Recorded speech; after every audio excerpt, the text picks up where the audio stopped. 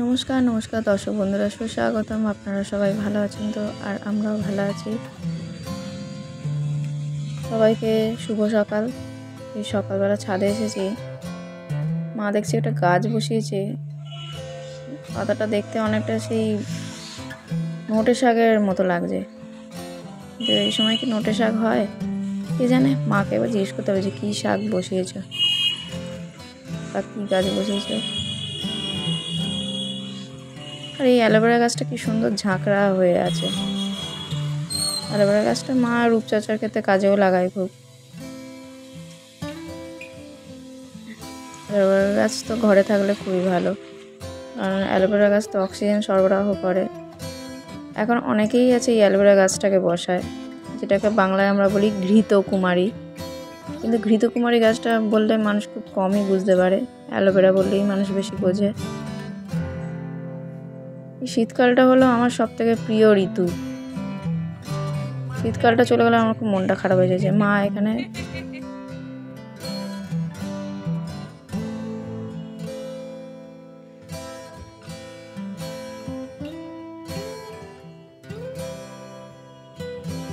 মা এই হাতের রিমোটটা দিয়ে কন্ট্রোল করে এই থেরাপি মেশিনটাকে। আমি কোনোদিন এই থেরাপি মেশিনে থেরাপি নিইনি আজ পর্যন্ত, মাই বেশি নেয়। বর আগে নিত বিয়ের আগে, এখন তো কাজে যায়।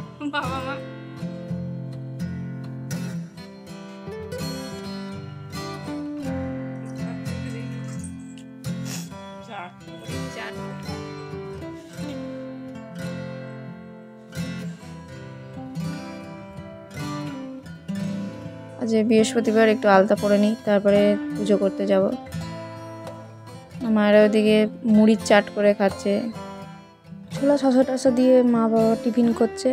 বাবা কাজ করে এলো, আর আমি এদিকে আমার কাজ করছি। আজ বৃহস্পতিবার আলতা পরছি।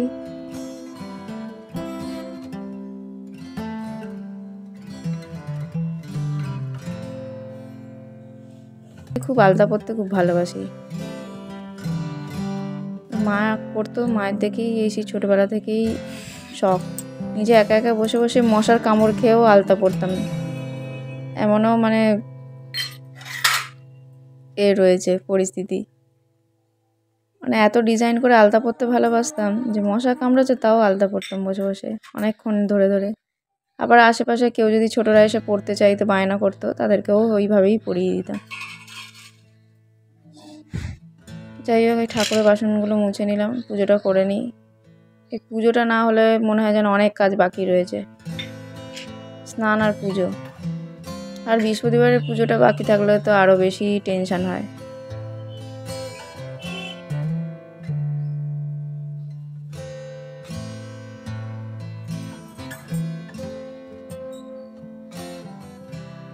অনেকদিন পর আবার আপনাদের সঙ্গে আমার এই পুজো করার ভিডিওটা একটু শেয়ার করছি।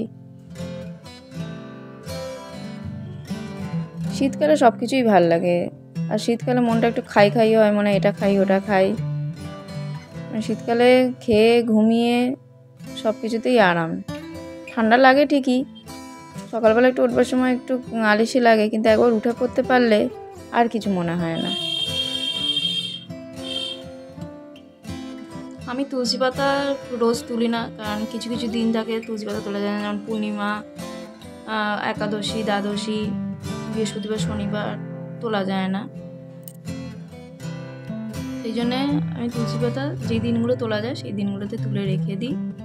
ওটাই 2-3 দিন ধরে দিই। তুলসী পাতা তো আর পরের দিনেই বাসি হয়ে যায় না। তুলসী পাতা শুনেছি 7 দিন থেকে 11 দিন অবধি মানে বাসি হয় না। তুলসী পাতা আমি রোজ দিন তুলি না, যেদিন তোলা যায় সেদিন তুলে রেখে দিই। যেমন সোমবার, বুধবার, শুক্রবার এইসব দিনগুলোতে তুলে রেখে দিই। রবিবারে বলে নাকি তুলসী পাতা তুলতে নেই, কিন্তু এটা সত্যি কিনা আমি জানি না, আমি তুলি। কিছু গাছের ফুল, কিছু এই কিনে আনা ফুল। এখন শীতকাল পড়ে যাচ্ছে তো, জবা ফুলটা হচ্ছে তবু, আর টগর ফুল তো একদমই হচ্ছে না, যেহেতু এই সিজনের তো ফুল নয়। জবা ফুলও হয়তো কদিন পরে আর হবে না হয়তো। যাক, যে কটা পাচ্ছি, আর মাও কিনে আনে বা বাবাও কিনে আনে, এই ফুল দিয়েই পুজো করা হবে। বেলপাতাও যেমন শুকনো বেলপাতা হলে ব্যবহার করা যায়, যে 3টে পাতা ভালো থাকে, এই সাদা সাদা দাগ থাকলে সেই বেলপাতাগুলো ব্যবহার করা যায় না, চক্র চক্র দাগ থাকলে। এটা বিয়ের আগে থেকেই শুনে আসছি আমি। সব ঠাকুরকে সেদিন বামন ঠাকুরও বললো পুজোর সময় যে সব ঠাকুরকে আবার তুলসী পাতা নাকি দেওয়া যায় না খাবারে, শুধু গোপালকে বা কৃষ্ণকে দেওয়া যায়, নারায়ণকে দেওয়া যায়। আমি বজরংবলীকেও দিই খাবারে তুলসী পাতা, যদি ওটা জিজ্ঞেস করা হয়নি। আর বাকিদের আবার বলার পর থেকে আমি বাকি ঠাকুরদের আমি খাবারে ফুলই দিই। জলে তুলসী পাতা দেওয়া যায়, কিন্তু সব ঠাকুরকে খাবারে তুলসী পাতা দেওয়া নাকি চলে না। এই যে এইটা দেবো বজরংবলী বাবাকে।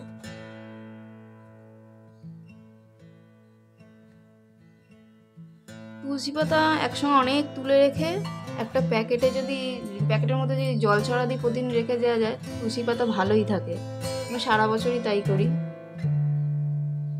তারপরে এখন আমার শাশুড়ি মাও দেখি সেই রকমই করে। অনেক জায়গায় তো আছে সবসময় তুলসী পাওয়াই যায় না, তুলসী গাছ নেই। যেমন আমার বাবার বাড়িতে তুলসী গাছ মানে বসাতে গেলে মাথা খারাপ হয়ে যায়, মানে সেই তুলসী গাছটা হলো হয় আবার শুকিয়েও যায়। কিন্তু আমার শ্বশুরবাড়িতে যেন অগন্তি তুলসী পাতার গাছ। এবার বৃহস্পতিবার লক্ষ্মীবার তো একটু আলপনা দিই। আলপনা দিতে আমার ভীষণই ভালো লাগে। আপনাদের প্রত্যেকবার আলপনা দেওয়ার পর দেখিয়েছি যে আলপনা দিয়েছি, কিন্তু সরাসরি আলপনা যে দিচ্ছি সেই ভিডিও কোনোদিন আপনাদের সঙ্গে শেয়ার করিনি, তাই ভাবলাম আজকে একটু আপনাদের সঙ্গে শেয়ার করি।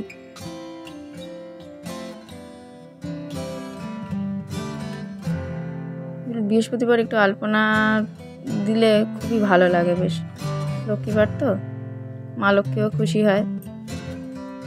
ঠাকুরকে খেতে দিয়ে আলপনাটা দিতে শুরু করলাম। আলপনা দিতে একটু তো সময় লাগে, তাই ভাবলাম যে ঠাকুরকে আগে খেতেই দিয়ে দিই, তারপরে আলপনাটা দেবো। অনেক সময় পুজো করতে বসে শুরুতেই আলপনাটা আগে দিয়ে নিই, তারপরে পুজো করি। যখন যেরকম মনে হয় টাইম পাই সেরকম করে নিই। আর পুজো প্রায় কমপ্লিট হয়েও গেছে। এবার একটু নিচে যাব, তুলসী গাছকে জল দেবো, মা মনসাকে একটু জল দেবো।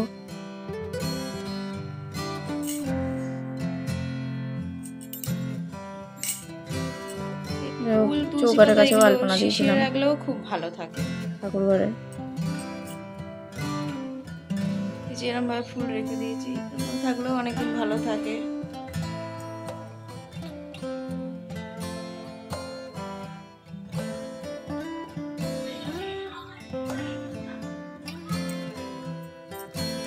এইভাবে মানে ছোলা ভেজানো, তারপরে শসা থাকলে মা এই মুড়ি খাচ্ছিল, তো আমার জন্য একটু শসা আর লঙ্কা কুচিয়ে রেখেছিল যদি আমি খাই, কিন্তু বেলা হয়ে গেছে আর মুড়ি খাবো না।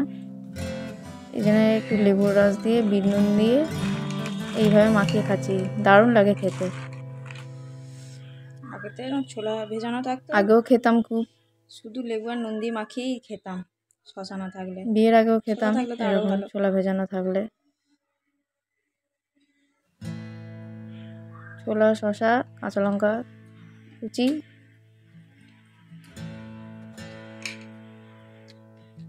ওর যে ঝোলটা হেভি লাগে খেতে, আমার দারুণ লাগে। মাখানোর পর যে একটা জল বেরোয়, জলটা আমার ভালো লাগে খেতে।